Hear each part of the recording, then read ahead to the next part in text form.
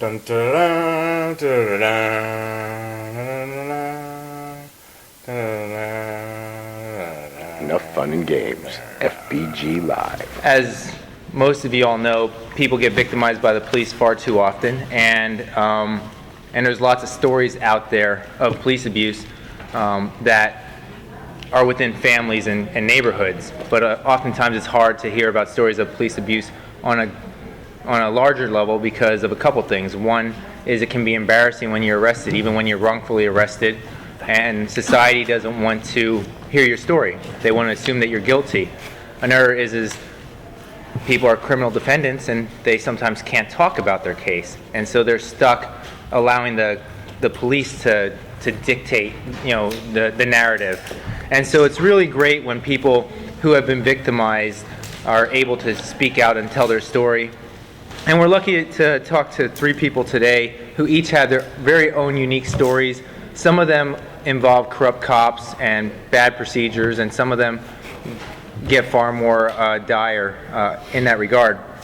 From your left to right, we have William B. Scott, Bill Scott by some, and I'm gonna let them each tell their story. But I've known Bill now for well over a year. As soon as what happened to me happened, he reached out to me because me and his son, we shared a lot of common experiences.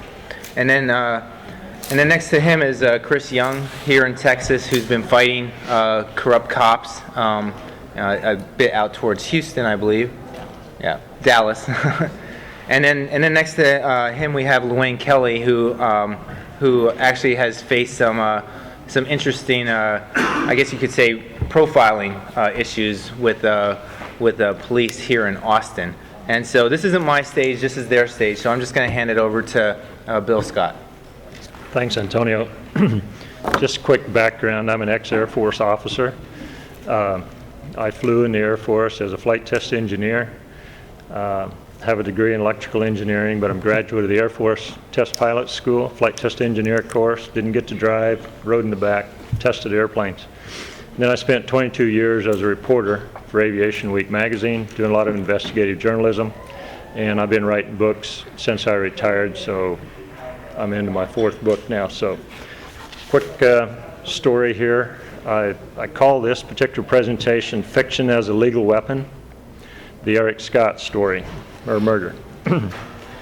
On 10 July 2010, my son Erik Scott was shot and killed by 3 Las Vegas Metropolitan Police Department, or Metro, officers in front of a Costco store in Las Vegas, Nevada.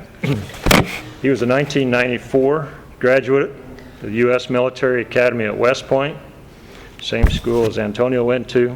He had an MBA from Duke University, and he was a highly successful businessman. At the time of his death, he was working as a cardiac pacemaker sales rep for Boston Scientific. Erik was carrying a legally registered concealed firearm while he and his girlfriend were shopping at Costco. He had a concealed carry permit, legal, and most pacemaker reps nowadays do routinely carry a weapon, especially there in Las Vegas, because they often have to go into rough areas any time of the day or night to service patients. And they also run around with about $30,000 worth of electronics equipment. That's why they carry. So when Erik squatted on the floor to verify that 3 metal water bottles would fit into a soft-sided zip-up cooler, a Costco employee saw the weapon that he was carrying inside the waistband of his jeans.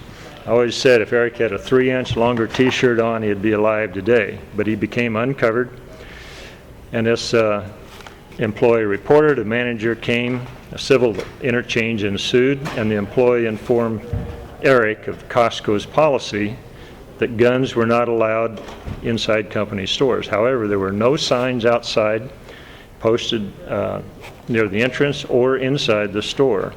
And the gun ban policy is not mentioned on the membership application, which Erik had just filled out.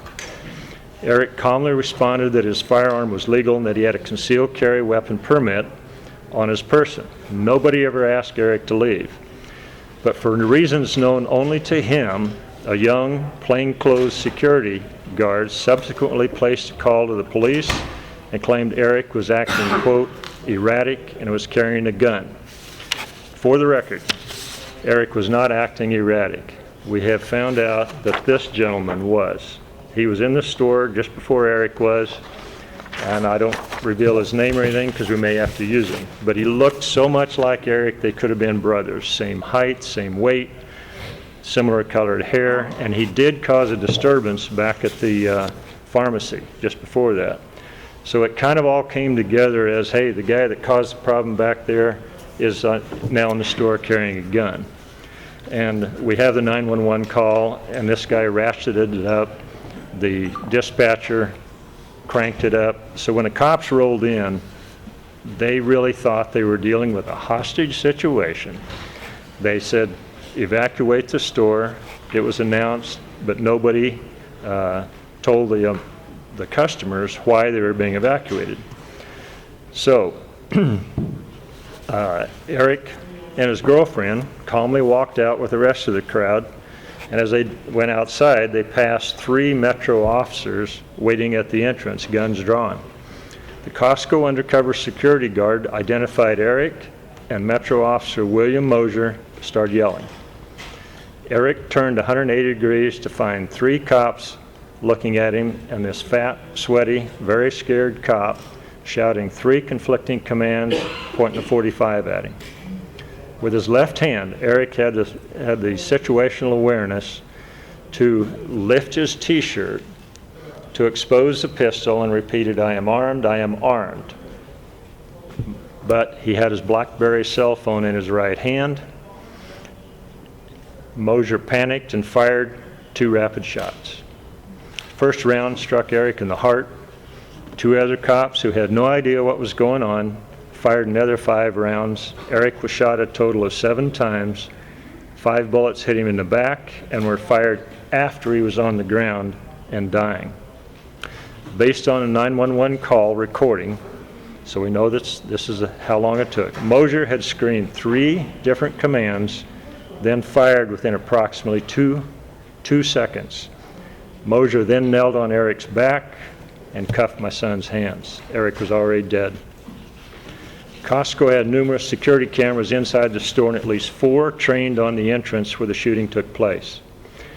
Violating department policies, Metro detectives did not immediately seize the surveillance system's digital video recorder hard disk. They left the DVR and hard drive in Costco's control for 5 days, and Costco personnel were allowed to mess with that video in that time. Later, 4% of the video data were ultimately deemed, quote, unrecoverable. The lost data just happened to cover the time that Erik was in the store and being murdered at the entrance. Within a few hours of the shooting, a Clark County deputy, public administrator, and a Metro cop broke into Erik's condo and stole several firearms, including 2 pistols. 1 firearm was later claimed to be proof that Erik was carrying a second gun. Why? So the one and only gun that he was carrying legally and was still in his waistband as they put the body in the ambulance. We have that from numerous witnesses. So that particular gun could be removed from the body and put on the ground in front of Costco as, quote, proof that Erik had pulled it. Okay. Before the Metro homicide detectives got there, it took them almost 40 minutes to get there. I'll explain more about that later if you want. A subsequent, quote-unquote, investigation was a classic Las Vegas Metro cover-up to protect the 3 killer cops and a very corrupt sheriff who was running for re-election. The cover-up involved the Clark County District Attorney, public administrator, the judicial system, and an extremely brutal, arrogant police union. It's what I call a cartel of corruption. 3 years later, after Erik's murder, not a single person has ever been held accountable. So that brings us to fiction as a legal weapon. We filed 2 lawsuits, but for bizarre reasons, they went nowhere. The U.S. Department of Justice relied on Metro's so-called investigation and decided to not look into Erik's murder by cop. So how does a common citizen secure justice among a powerful cartel of casino owners, a Vegas police department that serves as a Cleveland mob's enforcers, and a corrupt legal system set up to ensure killer cops are always exonerated. Erik's coroner inquest in September of 2010 was on the order of about the 200th that had taken place over a series of decades. Not a single cop in 200 had ever been found at fault. Violates laws of statistics. So how do you deal with that? Corrupt legal system that guarantees cops are always exonerated. Well, I chose to wage asymmetric war. The first strike of my guerrilla war was writing The Permit, and that's a novel based on actual events. So you say, why fiction? One, it was personally cathartic. In fiction, I could whack bad guys and literally destroy the cartel of corruption that murdered my son, then assassinated his character. Two, I could expose the truth about Erik's execution and its cover-up. Couldn't do it in nonfiction at the time because we had legal stuff going on. Three, I could leverage the Earth's most powerful weapon for shaping perception and moving society in new directions, entertainment. By wrapping a riveting story around hard facts, I could awaken, I hope, millions of readers to the shocking truths such as America is besieged by an epidemic of police brutality. Don't need to tell you that. In the last 2 decades, cops have killed more Americans than died on 9/11/2001. A U.S. citizen is 8 times more likely to be killed by a cop than an Islamic jihadist. And a cop is 130 times more likely to be involved in an act of misconduct than to be killed in the line of duty. So what's a permit about? Here's an overview. This is fiction. The Department of Homeland Security intelligence team has identified a new, incredibly dangerous terrorist group, codenamed Indigo. When 3 Indigo terrorists gunned down Erik Steele, a federal covert operations agent, they incur the wrath of Checkmate, a highly classified off-the-books team of assassins that employs high-tech weapons to kill sleeper cell jihadists, and Erik was one of those. Checkmate starts taking out the Indigos who killed one of their agents. But the covert operatives are on a short fuse. If Checkmate fails to quickly neutralize Indigo, America will explode in armed revolt and thousands of honorable officers and innocent citizens will die. The covert Checkmate team employs super classified weapons such as a disease called fatal familial insomnia. And the infected targets can't sleep, their bodies literally burn out from exhaustion, and they die. It's a real disease, by the way, called FFI. So now we also use unmanned drones that track and attack bad guys using advanced see-in-the-dark systems. The primary drone I use is called the Gremlin, and one of the things it does, it fires electronic signals that create a ghost that emulates Erik Steele. But it only appears in the brain of the guy with the right genetic code, and you can code this stuff, of a particularly bad cop, and it's the head of Metro Homicide. Drives him insane. A system that can take control of a Cadillac and trigger a fatal crash, tiny missiles with a warhead made of nanoparticles, which literally liquefy human tissue. A robotic dog, most people like the dog, with a warhead that fires high-power microwave beams to blind bad guys, or worse. An acoustic weapon that shatters human bone and pulverizes big box warehouse stores. Good. And then T-Rex, an electromagnetic pulse weapon that destroys microchips and other electrical devices, literally turning resort, hotel, casinos into dark caverns. And T-Rex is flown on a Black World fighter aircraft called the A-17 Shadow. The bottom line is, the permit sounds 5 loud and clear messages. 1, there's no escaping accountability and justice. Although these smug cartels of corruption all over the nation believe that they control every office and every public official, they can't escape the fury of angry citizens backed by shadow warriors. 2, corrupt public officials will be held accountable for their crimes, in ways they cannot conceive, administered by forces they know nothing about, using weapons beyond their comprehension. In the permit, the warning to indigo domestic terrorists is unmistakable. You kill, you lie, you die. Number 3, there's no escape for these killers who hide behind wealth, power, and a thin veil of corruption, of corrupt officialdom. 4, the warriors of justice are already monitoring these heartless killers, and they're just waiting.